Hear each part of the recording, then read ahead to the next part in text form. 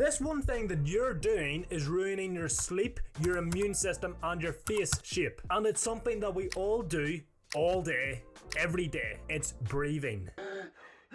But most people don't realize that there's a right way and a wrong way to breathe. You don't want to do that. When you breathe through your mouth, a few things happen. The natural bacteria in your mouth change, your blood oxygen saturation levels drop, and your tongue has nowhere to rest. And sure, yes, I get it. It doesn't sound that bad, but when you consider you're breathing all day, every day, you can see how these add up over time. In fact, mouth breathing can actually cause loads of bad side effects. For example, an overbite, poor sleep, bad breath, bad posture, gum disease, a higher heart rate, tired, droopy, and bagged eyes, and a receding chin and elongated face. I'll actually throw up a photo right now of someone when they were a mouth breather versus when they were a nose breather or breathing properly. And yes, mouth breathing side effects can be reversed, so don't panic yet. So if you are not yet convinced as to why you need to stop mouth breathing, I don't know what to say to you. Just you keep being a mouth breather, okay? But if you want to stop mouth breathing, you want to actually start breathing properly and be a full-fledged Chad, then you need to know why you're mouth breathing in the first place. And generally there are three main causes. First one is nasal congestion. The second one is enlarged adenoids or tonsils. And the third one is a deviated septum. Now, how do you fix these causes? Well, obviously you can go down the pharmaceutical or surgical route. It is definitely not ideal and would be a last case resort, but in general the best way to fix nasal congestion is to remove whatever's causing you to be congested. So like if you have allergies or something like that. Now the other way to actually fix nasal congestion is to breathe properly, to breathe through your nose, because often your nose gets blocked and you get congested because you're not breathing through your nose and you're being a dirty little mouth breather. Now to fix enlarged adenoids or tonsils, you need to essentially drink loads of water and have a humid environment. Now I am not an expert in how to fix enlarged adenoids or tonsils because it's not something I've ever dealt with, and you may need surgery to remove them, but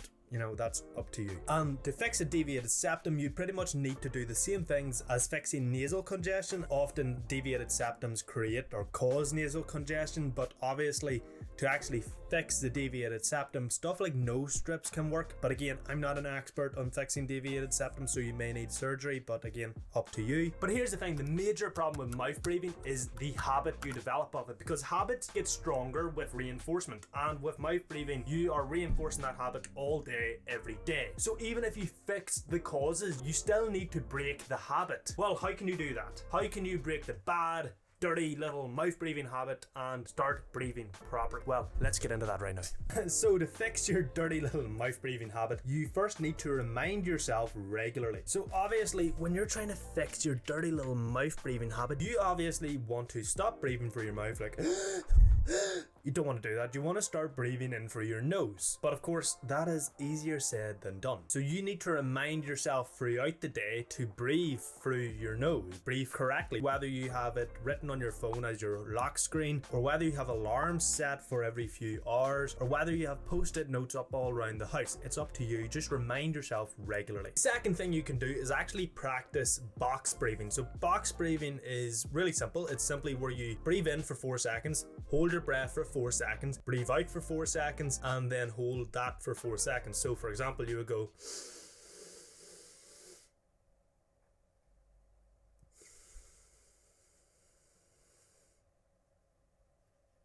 and then you would repeat that for a few reps. Now obviously you want to be box breathing in through your nose. You don't want to be box breathing through your mouth like you don't want to be doing that, okay? So do this a few times a day, whether you do it 2 or 3 times in the morning, 2 or 3 times at night. Just do it throughout your day. If you really want to stop mouth breathing, you need to start breathing through your nose at night. Now how do you do that? Because you obviously can't remind yourself at night because you know you're sleeping. So how can you do that? Well, the best way you can do that is actually by taping your mouth shut at night. Now don't worry, this is not going to kill you. Actually, it might if you use something like duct tape, but don't use duct tape, don't be stupid. Use something like medical tape. There's actual specific tape you can buy to do this, okay? That is not going to kill you. You have to understand, you're awake for half your day and you can control what you're doing or how you breathe when you're awake. But when you're sleeping, which is the other half of your day, you can't control how you're breathing. So you need to essentially force yourself or give you only one option to breathe, and that's through your nose. So you tape your mouth shut,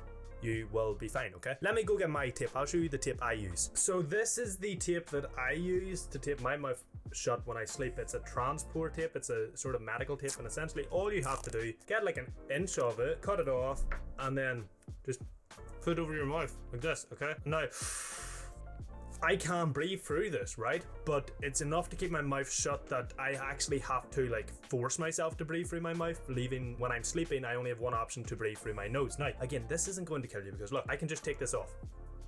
See, in my tongue, I just took it off. You know, it's not going to kill you. Now, obviously, if you could duct tape and fucking wrap your whole entire head, you'll probably die. So don't do that. It would be stupid, because if something did go wrong, then you would be dead, okay? So use common sense. And also, if you have a medical condition like sleep apnea, do not be taping your mouth shut at night. However, if you do not have a medical condition like sleep apnea or something along those lines, do tape your mouth shut at night. Don't be a pussy, okay? Just do it. It will absolutely change your life, because something like taping your mouth is the first step to going from a mouth breather to a fully fledged Chad, and it's something everyone needs to do that's on a self-improvement journey. Now, taping your mouth shut is amazing, but it's not the only thing you need to do. You also need to do these 4 daily non-negotiables of self-improvement.